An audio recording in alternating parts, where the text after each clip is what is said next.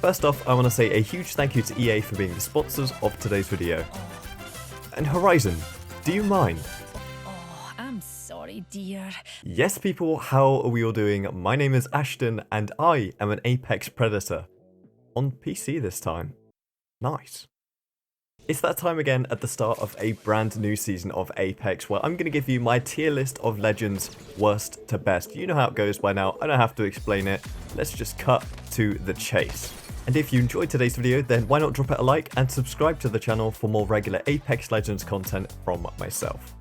Alright, well it's no secret by now that one of my favourite tiers to talk about at the start of every season is going to be the F tier of Legends, because someone is going to get offended, and usually it's the Fuse mains, but actually, Fuse mains, if there are any of you out there who still watch the channel, you can rejoice, because this season, F tier is not the Fuse tier. No, there is one legend, however, in the F tier, and for me, it's sad. It's sad that it's come to this for this legend, but he has had no love in so long now. I think 5 seasons is about how long it's been since this guy has had any love from anyone, really. I mean, I'm talking about Mirage.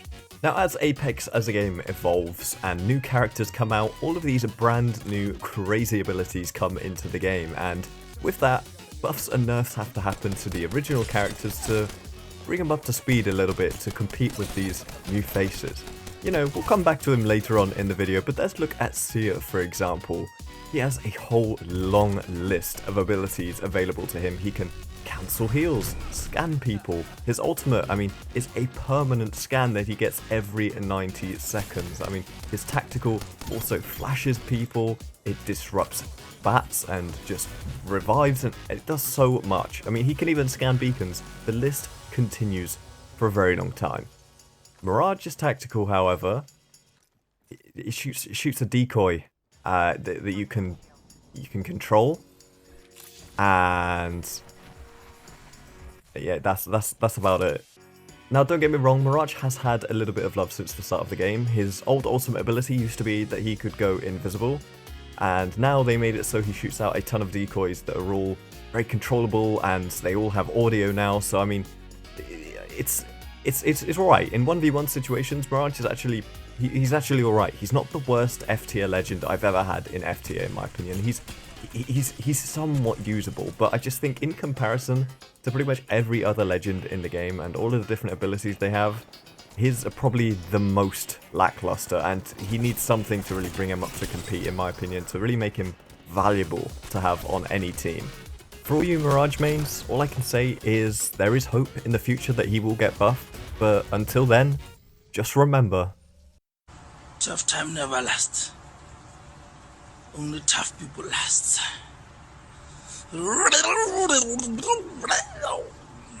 Moving on out of the F tier though, up into the D tier, because we skip the E tier. As always, we have no one. Yeah, no one in D tier. I actually was sat there really debating who to put in D tier this season, and I can't. I quite literally cannot put anyone in D tier. Not even Fuse. So, moving on out of D tier, up into C tier. I mean, this is record-breaking time right now. At the bottom of the C tier, we have Fuse. I know, crazy to think that he's come all the way up from Fuse tier, or F tier last season, into the bottom of C tier, but he has had a little healthy dose of love, so much so that I couldn't even warrant putting him in D tier, because he's just not even that bad anymore. He's not D tier level anymore, but I would still say, despite that, he is the second worst legend in the game, but he's so much better than Mirage even, that I can't justify putting him in D tier. I'm sure you're all aware about Fuse's changes to his knuckle cluster being a lot longer now, and his ultimate ability scans enemies when they are in the close proximity of it, which is actually really nice. Scan abilities right now are, you know, stonks, so that's great. Happy days for Fuse mains. But my favourite change that they actually made to Fuse is that you can choose between the mode in which you throw your grenades. You don't have to use that wrist rocket launcher thing that he has. You can just use grenades normally. and this means you can use sky grenades. I mean, for high tier play, vertical grenades are very, very important, and this made Fuse pretty much unplayable if you're someone like me who throws a lot of vertical nades. So yeah, big plus for me. I love this change, and Fuse, you're alright, son. You're doing good. Now, following up from the boy Fuse, we have Rampart. Rampart, again, in the C tier this season. No changes to her yet. I know she's getting a mid-season buff, which is probably quite needed for her, to be honest. Her tactical, great still. Passive, wonderful if you love LMGs, but her ultimate, very, very underwhelming. Takes ages to use, and just doesn't feel good right now. So hopefully that gets buffed in the mid-season for all of you Rampart mains. But overall, Rampart actually alright, honestly. And at the tippity top of the C tier, we have Watson. Everyone loves to talk about Watson needing a buff. I agree. She is pretty underwhelming and boring to play, but that doesn't mean she's bad. She's not inherently bad. She's actually quite good at what she needs to do. I mean, the fences are probably where I would look to buff her, in my opinion. Her ultimate is very strong. It's not fun. It's very good at what it does, though. It stops grenades. It has a passive healing effect for shields on the whole team, which is actually in high tier play very, very strong. And I really hope they don't touch that at all. They've implemented a new passive to Watson, so she gets a little bit of shields back herself. And when you're next to her ult, it goes up pretty quickly. But it's the fences for me. They're too weak. They're not enough of a deterrent like a gas barrel is, or a rampart wall. Maybe some love could be used for them, but honestly, Watson overall, she's alright. She's okay. Into the B tier now. Feels like we're moving pretty fast. The B tier is full of a lot of legends, and the B tier is above average, so that's good. We have a lot of healthy legends in the game right now, so that's great for the game's life cycle. Anyway, B tier. Bottom of B tier, we have Lifeline. Since her nerf to her, or let's not even call it a nerf, let's call it a rework to her revive ability, because she no longer has her revive shield, which a lot of people found to be oppressive in fights. But what she can do now is auto revive 2 people at once. So if she's the last one on the squad, she can, use her revive ability on both of them whilst they're down and still fight at the same time. So that's still pretty good in my books. You just have to be careful about where you're reviving people now, where you can't just do it out in the open. But, I feel like that's a good trade-off. Her Lifeline drone also does heal you a lot quicker. Her ultimate has been reworked slightly as well to give you more relevant loot, but that also means you can get slightly worse loot. You can get blue shields and stuff now, so, it's a bit of cut and take. I don't know, I still think Lifeline in the right hands can be really strong, so for me, she's at the bottom of B tier, but she's alright, she's pretty good. Now, following on from Lifeline, we have Crypto in the next B tier slot, and I've always said a Crypto in the right hands is a good legend, and I stand by that to this day. However, I do think it's getting to the point now where I'd like to see a few quality of life changes made to Crypto so that his kit doesn't revolve solely around his drone. We've said this for a long time now, and it's getting to the point where I'd love to see those changes made, because having a character that is so dependent on his drone like he is, it doesn't feel great to play all the time, especially when the drone is destroyed. He becomes pretty much useless. So yeah, just give us 1 or 2 things maybe that he can do outside of his drone. I'd love it if he could see how many squads were in the area on the banners without having to be in his drone. I think that would be an amazing surveillance kind of styled ability, because he can see at the moment how many squads are in the area whilst looking through his drone at the banners. But let's make it so he doesn't have to look at the banners with his drone. Maybe there could be something on the side that he can just see without having to be in his drone that says how many squads are in the area. I feel like something small like this would make a huge impact on his play rate as a character. Following on from Crypto, we have Bangalore, in my opinion, the most balanced legend in the game. As I always say, no nerfs, no buffs, leave Bang where she is. In my opinion, she is really, really good, but not too good. She's not oppressive, she's balanced. She is how every legend should be. Good in the right hands, but if you don't know what you're doing with her, then you're not going to get the most out of her. She's B tier, but that doesn't mean she's bad.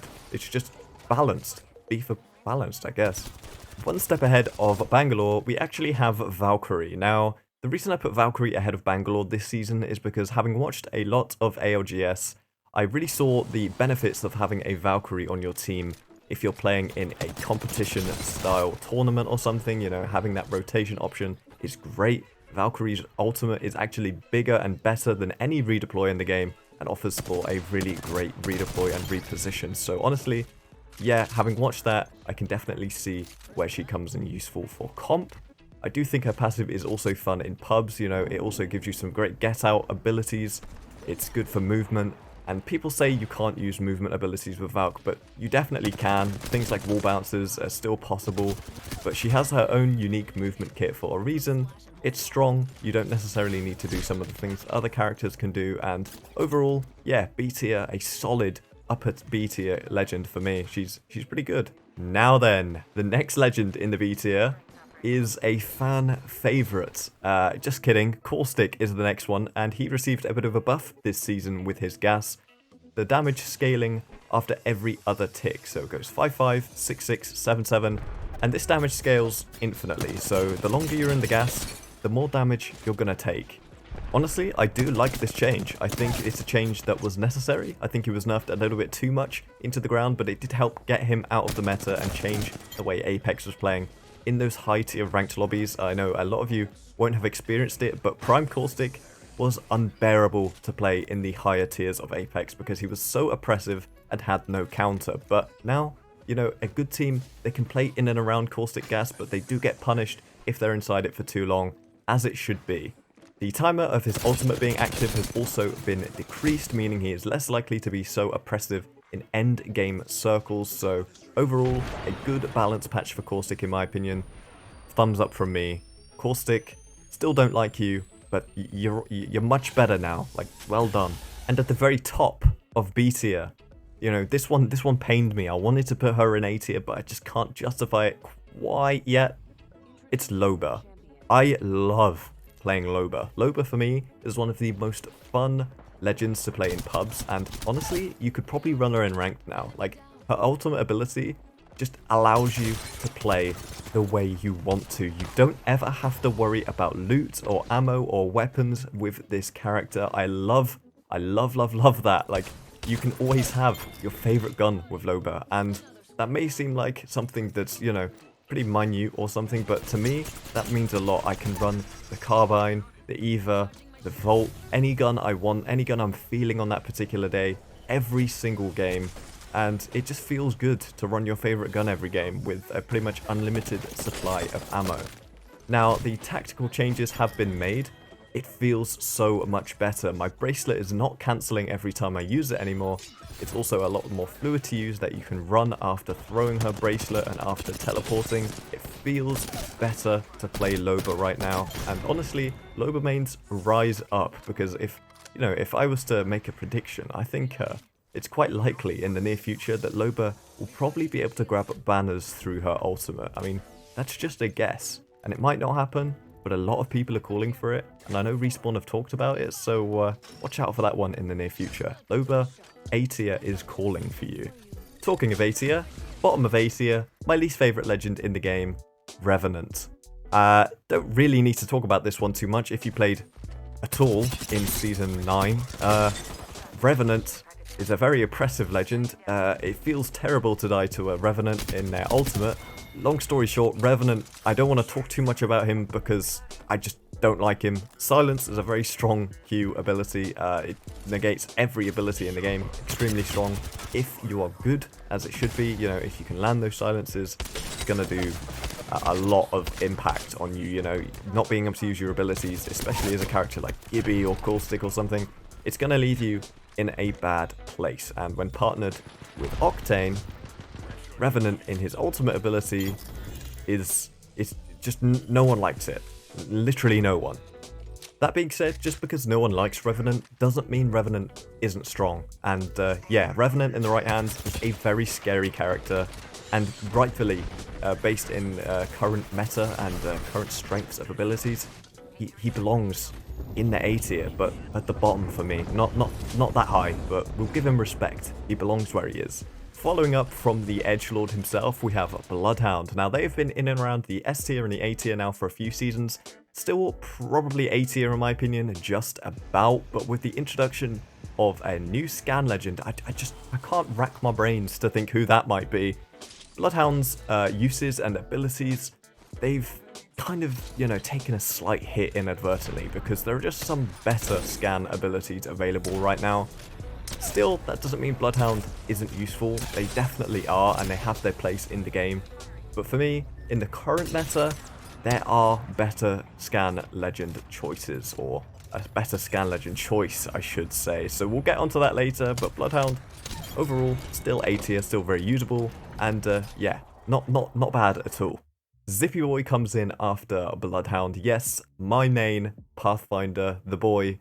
Everyone loves Pathfinder. I mean, just even if you don't like playing Pathfinder, which a lot of people do love playing Pathfinder, so if you don't like playing Pathfinder, then I don't know what's up there. But honestly, Pathfinder is in a good place now. He's usable. His grapple, it recharges at a rate of which feels natural now. If you get those long grapples, it's going to take a bit longer. The shorter grapples, though, you're going to get it back pretty soon. And what it means is in those close range fights, you're going to be able to maneuver a lot more like he used to be able to when he had the short grapple timer. But if you're trying to grapple away and gain some distance, or grapple on someone from a far distance, you're going to have to wait, as it should be.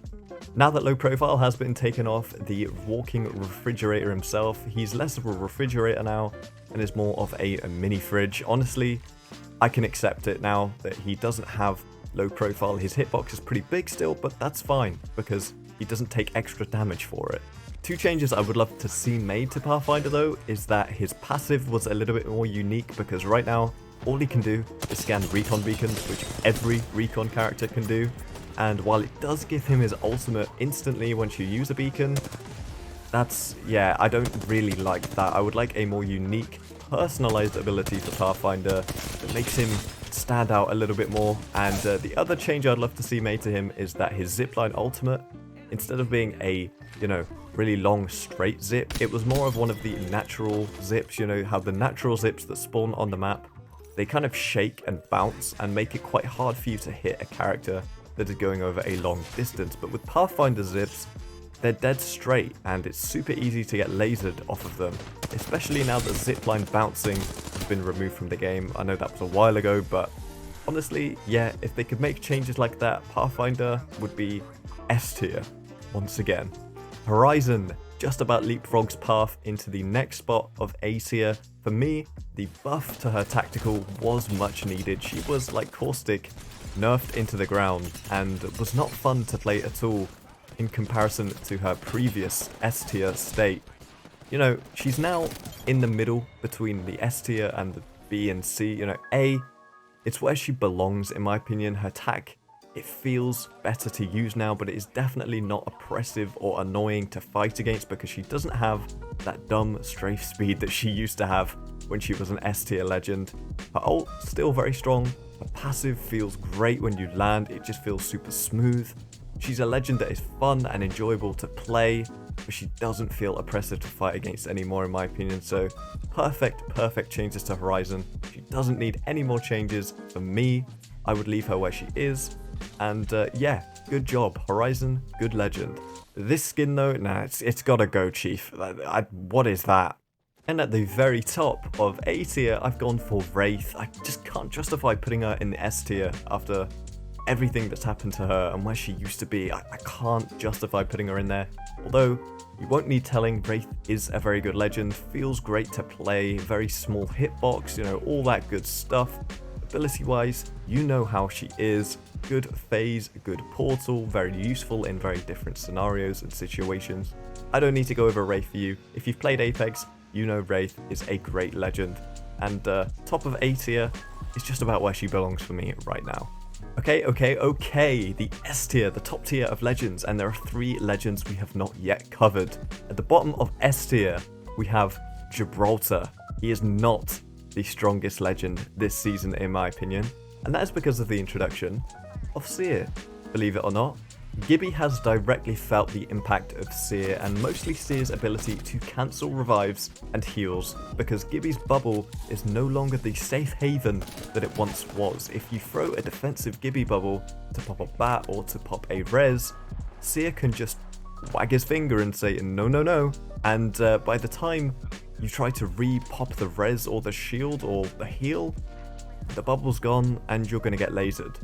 So that has changed the way Gibby plays a lot, especially where everyone right now is running Seer. But I do know Seer is getting a nerf in the near future. I don't think that nerf is going to do too much to the interruptibility, because I think they're going to want to leave that as long as possible to let it brew, to let it see how it plays, to see people's reaction after changing a few things to Seer. But, you know, moving back to Gibby, he has felt the introduction of Seer, and it has hit him pretty hard, but that doesn't mean that Gibby doesn't have his place. I still think a good Gibby is one of the best legends in the game.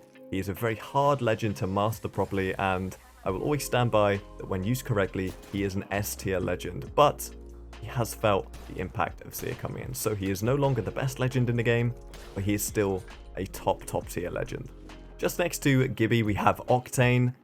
Again, Octane S tier. The pad has become a staple of pretty much every top tier team for transportation of an entire squad. You can cover so much distance with Octane's jump pad, and you get it so quickly.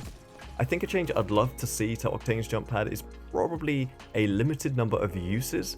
I think the fact that Octane's pad has an unlimited amount of uses comes with its flaws, and it does have room for improvement. I think either you've got to change the charge up time for Octane's ultimate a little bit more, because it does have a lot of power, but then it wouldn't feel as good to play Octane anymore because he's about speed and getting around. So, you know, the stim isn't quite enough, especially when you need abilities for the team. So I wouldn't necessarily change that. I do think though, having a limited number of uses for the pad would be a nice little balance tweak for Octane. But in his current state, he is very strong, he's very usable. You're going to see him on a lot of teams. I mean, every single game of Apex, you're going to run into at least a couple of Octanes, and that's because he's fun to play, he's strong, but I wouldn't necessarily say he's oppressive. He's good. He's really fun, good legend.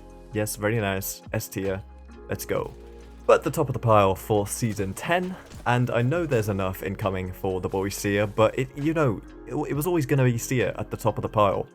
Those scan abilities that he has, I mean, like I've already listed off his abilities. You know, he has the heal interrupt, the res interrupt, the scan ability, the health bar that comes up when you hit someone with his tactical. He has a 90-second ultimate that keeps people permanently scanned in a very, very large area of effect. He can scan recon beacons. The list goes on for a very long time. I mean, I haven't even touched his heartbeat sensor yet. Ratting in ranked is impossible now because everyone in the lobby knows where you are, because of heartbeat sensors, because everyone runs a Seer. Just, this character is crazy strong, and I'm all for strong characters being launched. I mean, it changes up the meta, it changes the way the game feels, and that is important for the life cycle of a game to make it feel different over the course of the different seasons. Otherwise, it would be stale. But that being said, for me, Seer is too strong right now. And obviously the devs feel the same because he is getting nerfed very, very soon. That being said, I do think after the nerf, he will still be strong. You're not going to see these crazy nerfs mid-season. I think if we are going to see any big balance changes to Seer, it's going to be at the start of next season.